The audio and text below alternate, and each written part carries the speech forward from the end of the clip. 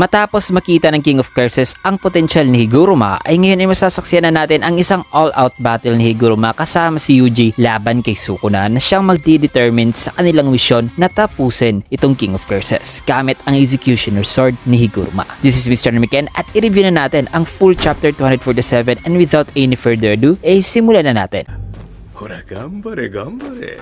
Sa pagpapatuloy ng labanan ay dito ay makikita si Higuruma at Sukuna na kung saan ay dito ay pinaliwanag sa kung ano raw ang bagay na nagpamangha pa kay Sukuna dito kay Higuruma. Ayon dyan na may isa pa umanong bagay na nagpamangha kay Sukuna aside sa pag-a-activate ni Higuruma ng domain amplification. Pero bago mo natin may papaliwanag ang isang bagay na nagpamangha kay Sukuna, para mas maintindihan nyo ay quick recap muna tayo sa kung ano talaga ang domain amplification. Ang domain amplification ay isang similar effect sa simple domain, pero mas effective nga lang ang domain amplification in terms sa pag-nullify ng curse technique effect ng kalaban. Dahilan na pati ang Infinity ni Gojo ay nababypass gamit ang domain amplification. However, kung gagamit ang isang sorcerer ng domain amplification, ang sorcerer na yan ay mawawalan naman ng abilidad na magamit ang kanyang innate curse technique. Which means kung activated ang domain amplification, ang sorcerer ay pansamantalang di makakagamit ng kanyang curse technique. Ang domain amplification ay napakahirap din gawin na pati si Kusakabe na isang eksperto sa paggamit ng simple domain ay di marunong gumamit ng domain amplification. However, dito kay Higuruma ay kahit itong araw nilang nalaman ang tungkol dito, na nalaman niya lang ang domain amplification during sa paglaban ni Sukuna kay Gojo habang nag-e-expectate sila, dito mga kaibigan ay kaagad niyang na-perform impromptu ang isang domain amplification, isang bagay na nagpamangha talaga kay Sukuna. At aside from that, ang mas nagpamangha pa raw kay Sukuna ay ang paraan nito sa pag-a-activate ng domain amplification at sa paggamit muli ng kanyang curse technique. Kasi ayon nga sa napaliwanag natin na dapat kung mag-a-activate siguro man ng domain amplification ay mawawala rin ang kanyang Executioner Sword. Since na-activated nga ang kanyang domain amplification, mawawalan din siya ng abilidad na magamit ang kanyang curse technique. However, ang ginagawa kasi ni Higuruma ay upang maiwasan ang pangyayaring yan ay sa tuwing nag-activate siya ng kanyang domain amplification ay instead na mawawala ang kanyang curse technique o ang kanyang Executioner Sword ay dito ay pansamantala niya lamang pinopause ang curse technique nito, na kung saan ay during the activation ay nakakagamit pa rin si Higuruma ng domain amplification habang mini-maintain ang liwanag ng kanyang Executioner Sword upang di ito mawala. Isang bagay na napakahirap gawin na ayon pa kay Sukuna na ang ginagawa raw ni Higuruma ay similar daw sa kanyang ginagawa noon during sa kanyang paglaban kay Gojo, na sa tuwing nag-activate din daw siya ng kanyang domain amplification ay mini-make sure daw niya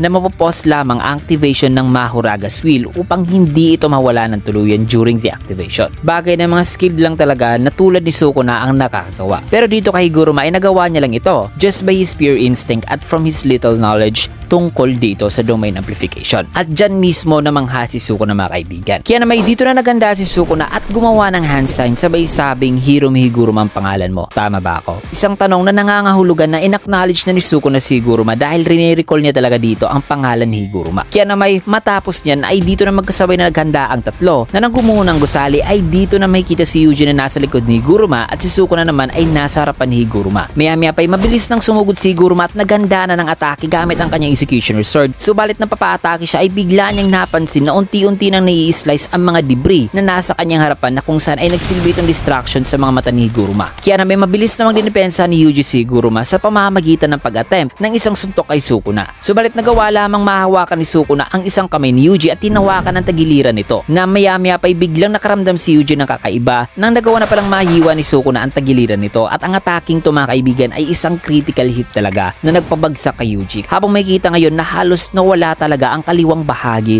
ng kanyang katawan. Meanwhile, si Sukuna naman ay nagbitaw ng salita na wikang manalamin ka bata, nakakabagot ka talagang kalaban, walang ni isang bagay na nakakabilib sa'yo. Kaya naman nang gumuhuna ang gusali at na nakapagland na si Sukuna ay dito na naman kumilos si Higuruma at umakyat, sabay inatake si Sukuna ng napakaraming attempt ng pagsaksak, na iniwas-iwasan lamang ni Sukuna at sinuntok ang katawan at mukha ni Higuruma. Ngunit di nagpatinag dito si Higuruma nang inangat niya ang kanyang espada at nag-attempt na naman ng saksak, na naiwasan na naman ni Sukuna na ngayon nasa likuran ni Higuruma. Kaya naman this time ay nag-attempt na naman ng atake si Higuruma dito sa kanyang likuran, na nailagan naman ni Sukuna, na ngayon habang nasa ere ay nagchant na naman ito ng isang incantation na pinerform niya noon laban kay Kashimo na wikang Scale of Dragon, Recoil, Twin Meteors. Na matapos niyan ay dito nakapaglil si Sukuna ng dismantle na nagdulot talaga ng massive damage. And after that attack ay may kita naman si Sukuna na nakatayo, na maya-maya pa ay may kita naman si Higuruma na putol na ang isang kamay at nakaluhod, habang sa kanyang isipan ay sabi niya nakakatawa daw talaga talaga. Dahil kahit gaano pa raw siya naging isang manhid na tao na hindi napapakita ng awa, na kahit gaano pa raw kabuo ang kanyang resolve ngayon, ang sakit ay nandiyan pa rin daw, na nararamdaman niya pa rin. At nang tatayo na sana siya ay bigla na namang naputol ang kanyang isang kamay na nakahawak sa kanyang espada. Dahil na napaluhod na naman siya dito at may kita si Sukuna na nakatayo at nagsalita na wikang susunod ay ang ulo mo na. Kailangan mong gumamit ng RCT. Alam mo ang tungkol dyan, di ba? Kaya halika at ibigay mo na ang lahat ng iyong makakaya. Dahil kung hindi,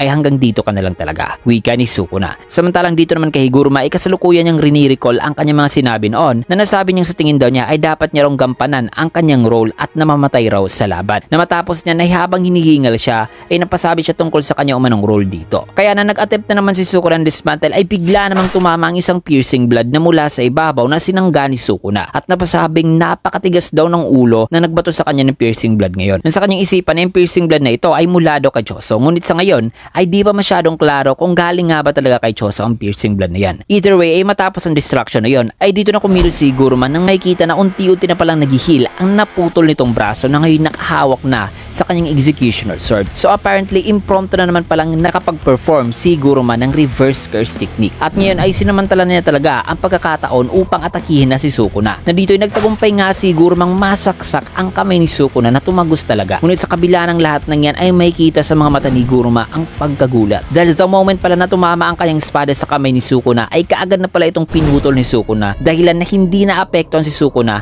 sa atake. Bagay na hindi na-anticipate ni Higuruma. Matapos niyan ay bigla nang ipinakita ang flashback ng pag-uusap ni Higuruma at Kusakabe na ayon pa kay Kusakabe na ang mga sumpa na lumalakas matapos ang kamatayan ay hindi daw talaga imposible. Ang sumpa na ibig sabihin ni Kusakabe dito mga kaibigan ay hindi mga curse spirits kundi isang literal na sumpa talaga o isang curse. In which ay sagot naman ni Higuruma na kung ganyan daw ang mangyayari ay nagkakatugma daw talaga ang kanilang understanding pagdating sa mga sumpa. Na matapos niyan ay dito na binitawan ni Higuruma ang kanyang executioner sword at dito na nga tinuluyan ni Sukuna si Higuruma. Ngunit bago na maalam ay naipasa pa ni Higuruma ang kanyang espada dito kay Yuji na biglang sumulpot sa likuran ni Sukuna. Kaya na nakuha na ni Yuji ang executioner sword ay sa huling pagkakataon ay dito na tinignan ni Higuruma si Yuji sa kanyang mga mata. Sabay nag-flashback naman sa memory ni Yuji ang huling binitawang salita noon ni Nanami sa kanya. Na ngayon na dito naman kay Higuruma ay sinabi niya dito kay Yuji na nagawa niya na raw ang lahat ng kanyang makaya. Na sa isipan ni Yuji ay naalala niya naman ngayon ang kanyang sinabi noon matapos ang pagkamatay ni Nanami na wika ang isa akong Jujutsu sorcerer. Na matapos niyan ay nag-attempt ng ating bida mga kaibigan ng isang saksak dito sa likuran ng King of Curses. At yan mga kaibigan, magtatagumpay na kaya sila na masaksak si Sukuna upang ma-rescue si Megumi o di kay worst case scenario ay mawawala ang executioner sword ni Higuruma bago pa ito makatama sa katawan ni Sukuna, which is highly possible dahil sa patay na nga si Higuruma. Not unless kung may ginawang binding vow si Higuruma bago siya pumanaw upang magamit pa rin ni Yuji ang espada. Well, yan ang ating alamin sa susunod na chapter na kung saan ay papamalas na ni Yuji dito kay Sukuna ang kanyang tunay na lakas dahil nagawa nga niya makasurvive sa natamong critical damage mula kay Sukuna. Though hindi pa masyadong klaro kung RCT ba ang ginamit ni Yuji dito o gumaling lamang siya sa tulong ng iba pang sorcerers like Shoko Ire. But nonetheless ay isang napaka-exciting na labanan ang ating masasaksihan sa susunod na chapter. At yan mga kaibigan, kung nagustuhan nyo naman ang ating video, can get a like, comment, subscribe na rin for more videos like this. Maraming salamat and see you guys again on my next video.